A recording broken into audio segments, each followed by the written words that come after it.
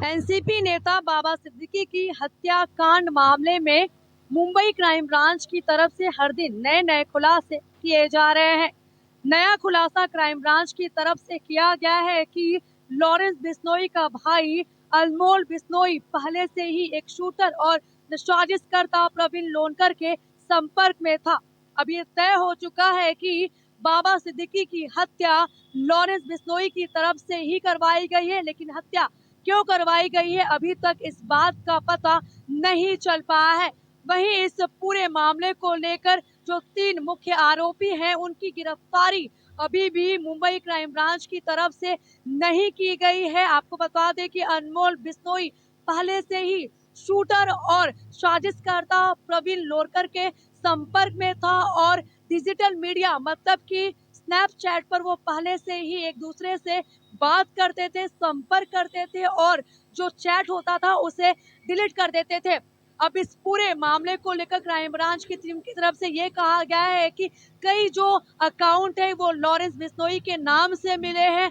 इस पूरे मामले को लेकर हर एंगल से जांच किया जा रहा है, लेकिन अलग अलग जो खुलासे हैं वो भी हो रहे हैं। अब ऐसे में ये देखना होगा कि जो 3 मुख्य आरोपी हैं इस हत्याकांड के, उनकी गिरफ्तारी क्राइम ब्रांच की टीम की तरफ से कब की जाती है। कैमरामैन बालक के साथ में आंचल तिवारी, भारत एक्सप्रेस।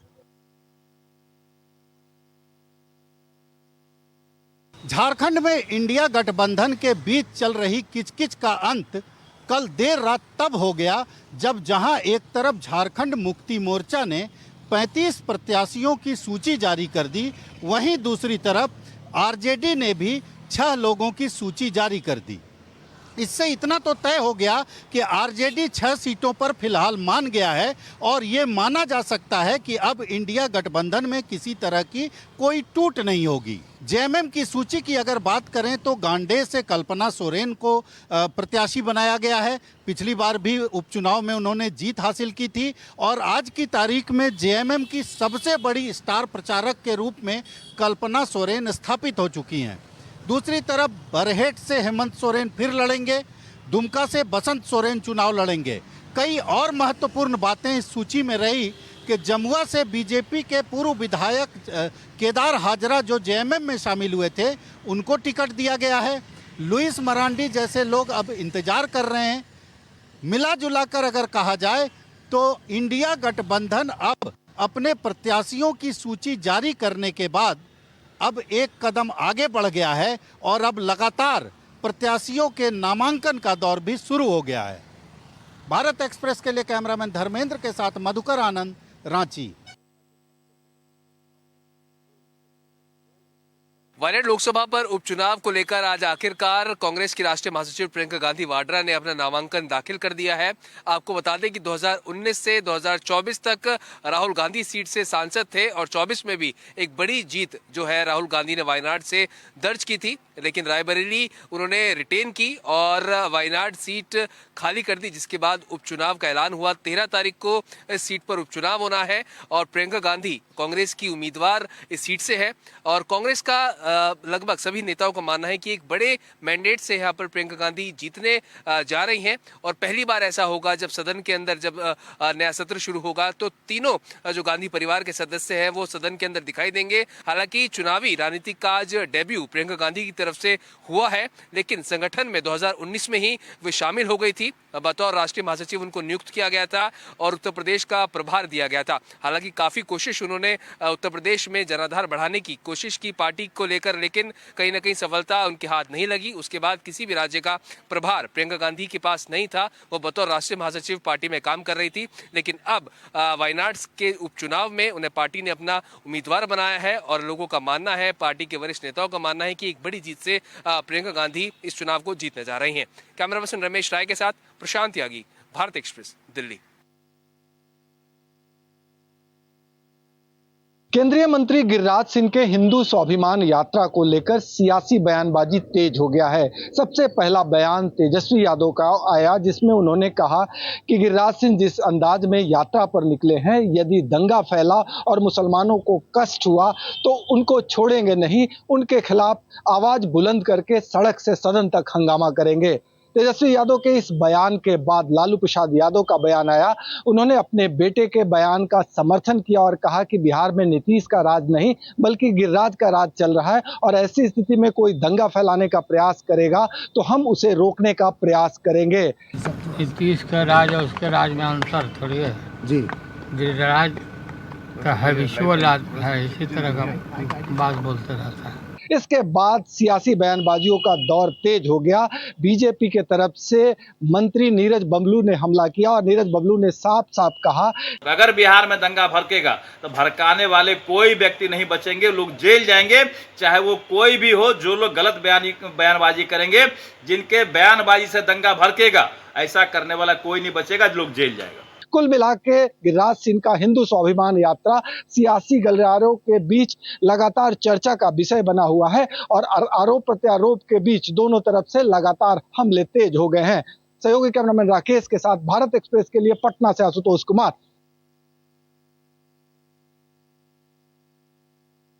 गुजरात कांग्रेस के विधायक जिग्नेश मेवानी के समर्थन में आज गुजरात कांग्रेस के वरिष्ठ नेताओं, कार्यकर्ताओं और दलित संगठनों ने आज पुलिस भवन में गांधीनगर में विरोध प्रदर्शन किया। दरअसल कुछ दिनों पूर्व विधायक जिग्नेश मेवानी दलितों की समस्याओं को लेकर कुछ आवेदन देने के लिए एडीजी के कार्यालय में गए थे, जहां एडीजी के कार्यालय में उनको फ़ोन बाहर रखकर अंदर आने के लिए कहा गया, जिसके बाद एडीजी और विधायक के बीच तू मैं हो गई और यह तकरार बढ़ गई, जिसके बाद इस मामले की शिकायत मुख्यमंत्री कार्यालय तक की गई और एडीजी के खिलाफ कार्रवाई करने की मांग की गई। और इसके बाद जब कार्रवाई नहीं हुई तो आज दलित संगठनों और कांग्रेस के नेताओं ने पुलिस भवन के सामने विरोध प्रदर्शन किया और एडीजी के निलंबन की मांग की है। विधायक जिग्नेश मेवानी ने एडीजी के खिलाफ मोर्चा खोल दिया है और उन पर कई गंभीर आरोप लगाए हैं और दलितों को आवाज़ दबाने का आरोप लगाया। और इसके बाद कांग्रेस के वरिष्ठ नेताओं, दलित संगठनों ने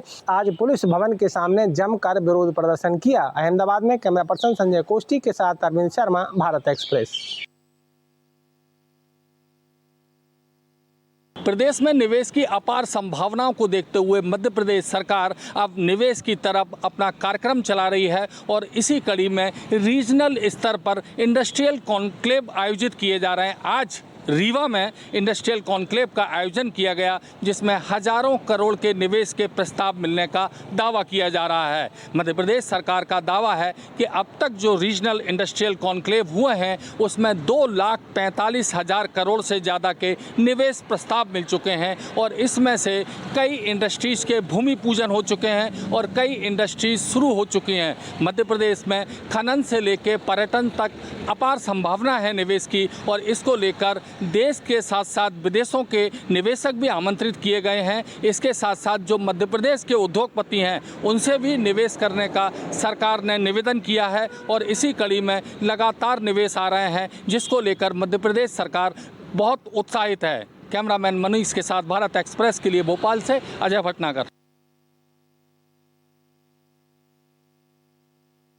पराली जलाने से होने वाले वायु प्रदूषण को लेकर सुप्रीम कोर्ट ने चिंता व्यक्त की है। मामले की सुनवाई के दौरान सुप्रीम कोर्ट ने न सिर्फ हरियाणा और पंजाब सरकार को बल्कि केंद्र सरकार को भी आड़े हाथ लिया है और सुप्रीम कोर्ट ने केंद्र सरकार को से पेश वकील से पूछा कि जिन अधिकारियों ने कार्रवाई नहीं की है उनके खिलाफ क्या एक्शन लिया गया है। वहीं आयोग की तरफ से कहा गया कि उन अधिकारियों को नोटिस जारी किया गया है। सुप्रीम कोर्ट ने कहा कि कागजी कार्रवाई से नहीं होगा और नोटिस जारी करने से नहीं होगा। सुप्रीम कोर्ट ने राज्य सरकार से पूछा कि आखिर इस मामले में कमी क्यों नहीं आ रही है, कितने मामले अभी तक दर्ज किए गए हैं, कितने एफआईआर दर्ज किए गए हैं, जिसमें से पंजाब और हरियाणा सरकार की ओर से पेश वकीलों ने कहा कि एफआईआर दर्ज करने से कुछ नहीं होगा, सिर्फ जुर्माना लगाकर उन्हें छोड़ा गया है। सुप्रीम कोर्ट ने कहा कि यह मामूली कार्रवाई है। सुप्रीम कोर्ट ने कहा कि कानून के में जो प्रावधान दिया गया है उसके तहत जुर्माना और 5 साल की सजा का प्रावधान है, यह 10 दिन के भीतर लागू होना चाहिए। अब देखना होगा जब सुप्रीम कोर्ट इस मामले में 4 नवंबर को सुनवाई करेगा, सुनवाई के बाद क्या कुछ आगे आदेश देता है। भारत एक्सप्रेस के लिए कैमरा पर्सन रमेश राय के साथ गोपाल कृष्ण।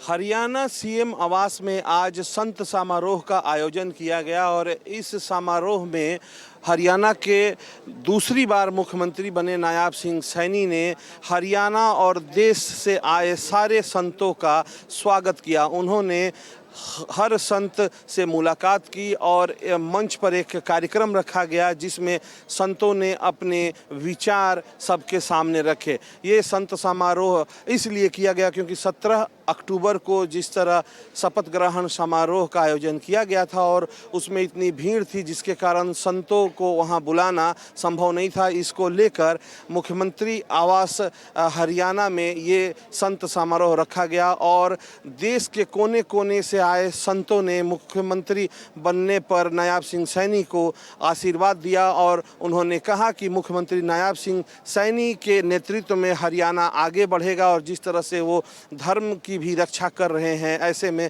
हरियाणा में धर्म भी सुरक्षित रहेगा और समाज भी सुरक्षित रहेगा।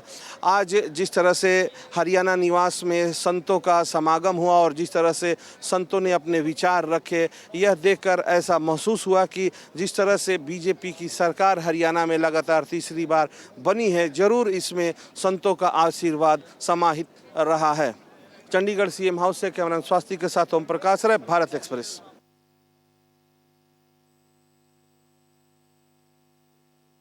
ग्रेटर नोएडा थाना दादरी क्षेत्र के जीटी रोड के पास एक हादसा हुआ है। यह हादसा है या हत्या अभी कह पाना मुश्किल है।